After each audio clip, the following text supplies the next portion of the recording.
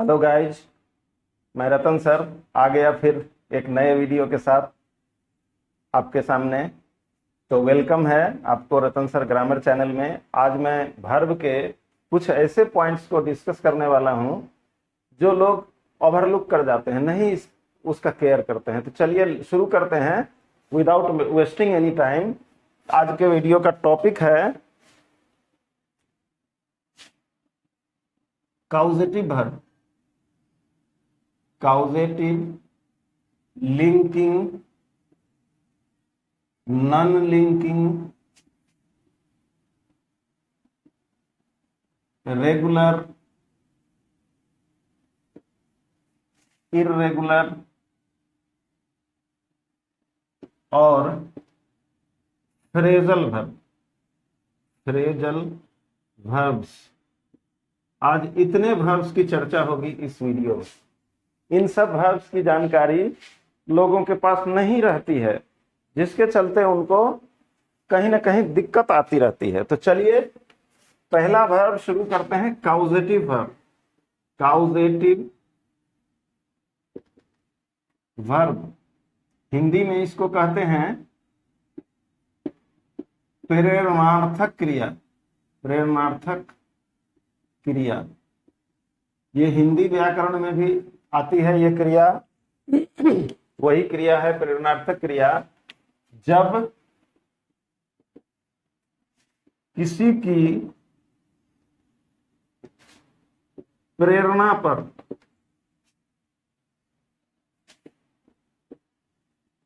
कोई एक्शन होता है तो ऐसे में यूज होने वाले वर्ब को काउजेटिव वर्ब कहते हैं।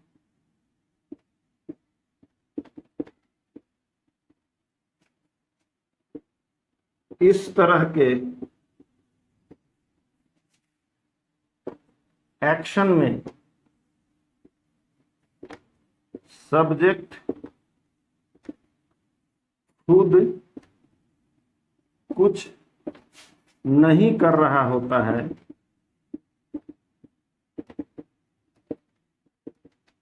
है, बल्कि किसी से बल्कि सब्जेक्ट की प्रेरणा पर, सब्जेक्ट की प्रेरणा पर कोई और कुछ कर रहा होता है। मतलब वह सब्जेक्ट कुछ करवा रहा होता है। सब्जेक्ट खुद नहीं कुछ कर रहा होता है, किसी न किसी से कुछ करवा रहा होता है, प्रेरणा उसी की रहती है। ऐसे में जिस वर्ब का प्रयोग होता है उसको काउजेटिव वर्ब कहते हैं। ये काउजेटिव, जैसे हिंदी में भी आती है प्रेरणार्थक क्रिया। हिंदी में प्रेरणार्थक क्रिया जैसे पढ़ना, पढ़ाना, पढ़वाना, तो ये पढ़वाना हो गया काउजेटिव वर्ब हिंदी में, प्रेरणार्थक क्रिया हो गई। जैसे लिखना, लिखाना, लिखवाना, लिखवाना, पढ़वाना, खिलवाना, ये सारे ऐसे वर्ब्स हैं हिंदी में जो काउजेटिव वर्ब्स हैं। इसी को प्रेरणार्थक क्रिया भी कहते हैं। ये इंग्लिश में अलग से कोई नहीं होता है, दो वर्ब्स के मेल से ये वर्ब बनता है। एग्जाम्पल देख लें तो समझ में आ जाएगा। जैसे I had my hair cut, इसका मतलब हुआ मैंने अपना बाल कटवाया। अब यहाँ हैड और कट के मेल से यहां पर बन गया है प्रेरणार्थक क्रिया। जैसे he got his house built, उसने अपना घर बनवाया। गॉट और बिल्ट के मेल से काउजेटिव वर्ब बना है, तो ये हो गया काउजेटिव वर्ब। उसके बाद नेक्स्ट वर्ब आता है linking verb. Linking verb. Link का माने होता है, लिंक एक ऐसा वर्ड है जिसका मतलब होता है जोड़ना, टू कनेक्ट, ऐड। तो लिंकिंग वर्ब ऐसा है कि वर्ब को कंप्लीमेंट से जोड़ता है, ऐसे जोड़ता है कि उससे एक ही व्यक्ति या वस्तु को का बोध होता है। तो जो वर्ब सब्जेक्ट तथा कंप्लीमेंट को इस तरह लिंक करे, मतलब जोड़े, लिंक करे कि उससे मतलब उस वर्ब से एक ही व्यक्ति या वस्तु का बोध हो, वस्तु का बोध हो।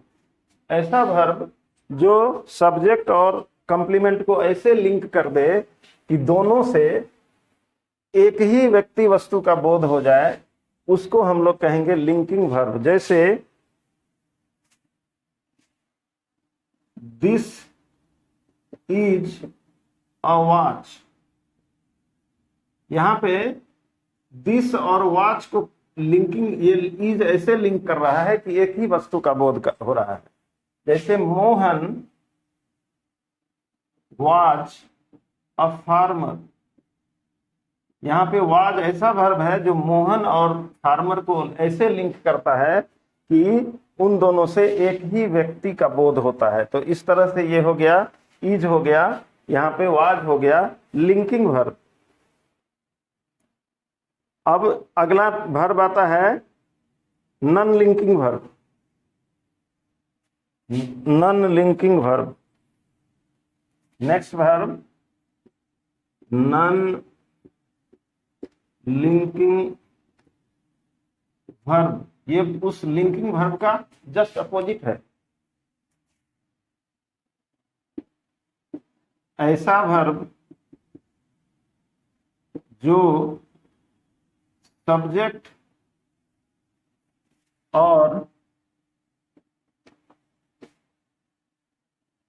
ऑब्जेक्ट या कंप्लीमेंट को ऐसे लिंक करे कि उनसे मतलब सब्जेक्ट और कंप्लीमेंट या ऑब्जेक्ट से, उनसे एक व्यक्ति या वस्तु का बोध न हो।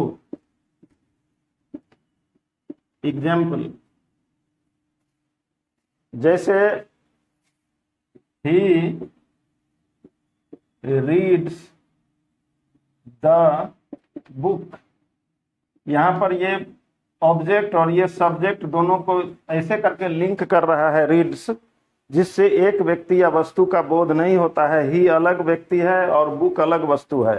तो इस तरह से यहाँ पे रीड हो गया नॉन लिंकिंग वर्ब। जैसे आई ईट अ मैंगो, ये ईट ऐसा वर्ब है जो आई और मैंगो को ऐसा लिंक कर रहा है जिससे एक व्यक्ति वस्तु का बोध नहीं होता है। जैसे ही हैज अ ड्रेस, यहां भी वही बात है, हैज ऐसे लिंक कर रहा है, तो यहाँ हैज, ईट और रीड्स हो गया नॉन लिंकिंग वर्ब। अब non linking verb, linking verb clear हो गया होगा। अब हम लोग जानते हैं रेगुलर वर्ब। नेक्स्ट है रेगुलर वर्ब। रेगुलर का मतलब होता है इस रेगुलर वर्ब का इसकी आवश्यकता पड़ती रहती है। इसका दूसरा नाम है वीक वर्ब। इसी का दूसरा नाम है वीक वर्ब। ये वर्ब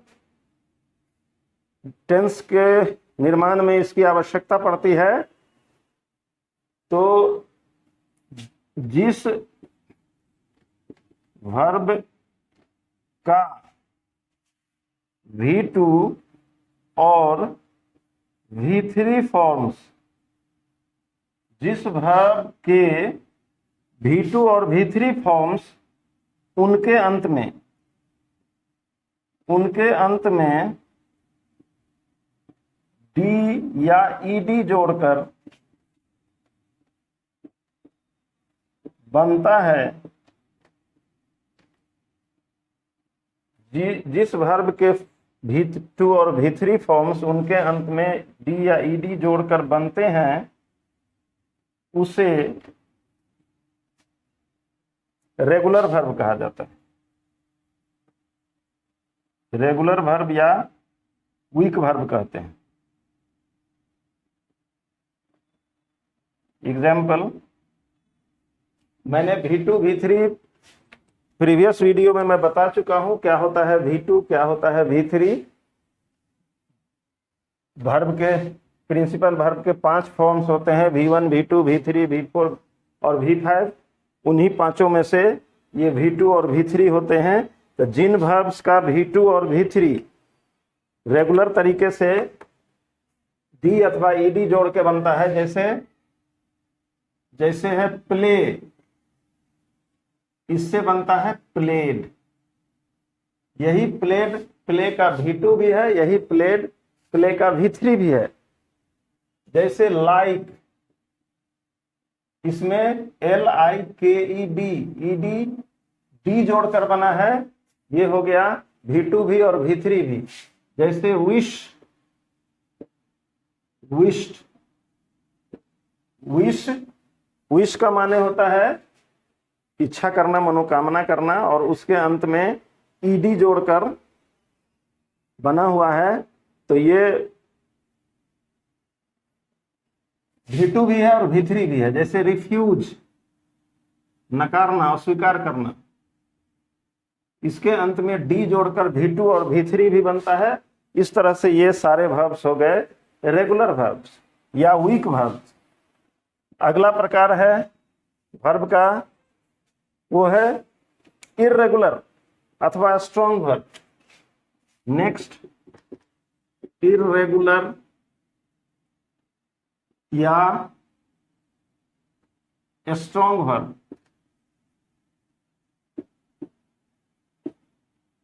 इर्रेगुलर वर्ब या स्ट्रॉन्ग वर्ब, जैसा कि इसका नाम से स्पष्ट है, जिस वर्ब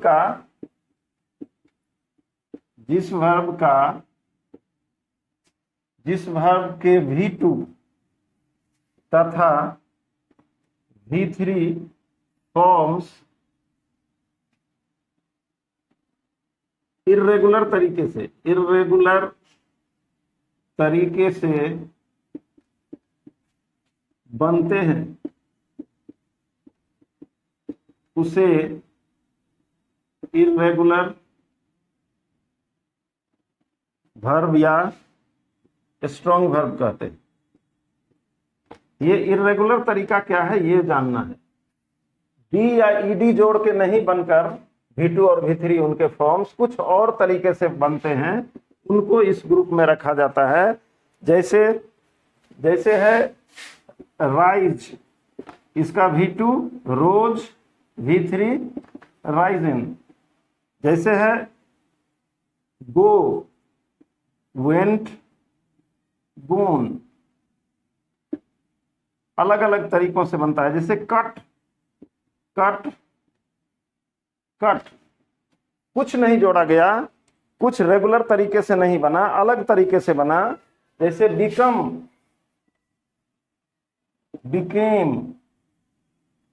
बिकम, अभी अलग अलग तरीके से बना हुआ है, रेगुलर तरीके से नहीं बना हुआ है। इस तरह से ये सब वर्ब्स हो गए। जैसे है बियर, बोर, बोर्न। बोर्न की 2 स्पेलिंग होती है। ये सारे वर्ब्स हो गए इर्रेगुलर वर्ब्स।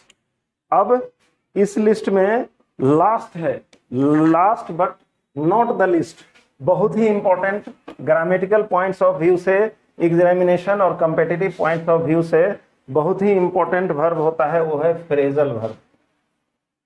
फ्रेजल वर्ब मैंने प्रीवियस वीडियोज में फ्रेज की जानकारी दी थी, उसी में यह भी एक बार चर्चा हो चुकी है। तो वर्ब और एडवर्ब के मेल से बने हुए यूनिट को फ्रेजल वर्ब कहते हैं।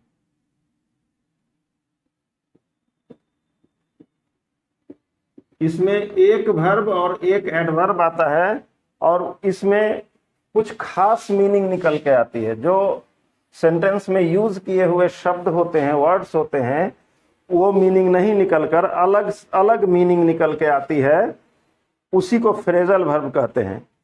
जैसे टू टेक डाउन, यहाँ पे टेक का माने लेना, डाउन माने नीचे, वो दोनों में से किसी की मीनिंग नहीं आई। मीनिंग इसकी होती है लिखना, लिख लेना, टेक डाउन। इसकी जो फ्रेजल वर्ब होता है उसकी मीनिंग अलग से ज्यादा टाइम स्पेशल मीनिंग आती है। जैसे टू मेक आउट, इसका माने होता है समझना।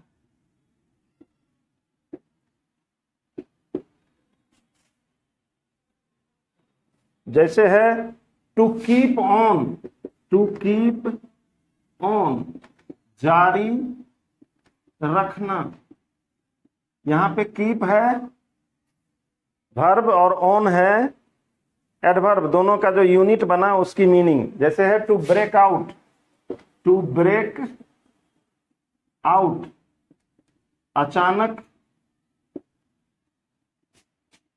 से फैलना, किसी बीमारी के फैलने के लिए इसका यूज किया जाता है ब्रेकआउट का। जैसे है to give away, to give away, इसका मतलब होता है बांटना, मिठाई बांटना, इनाम बांटना। उस हालत में इसका प्रयोग, इस फ्रेजल वर्ब का प्रयोग होता है। जैसे है टू टेक आफ्टर, इसका मतलब होता है के समान होना। इसका प्रयोग होता है जैसे बच्चे अपने माता पिता के समान होते हैं, उनका मुंह कान बच्चों के मुंह कान से मिलता जुलता होता है, तो वैसी हालत में इस फ्रेजल वर्ब का यूज होता है। जैसे ही टेक्स आफ्टर हिज फादर, मतलब वह अपने पिता के समान है।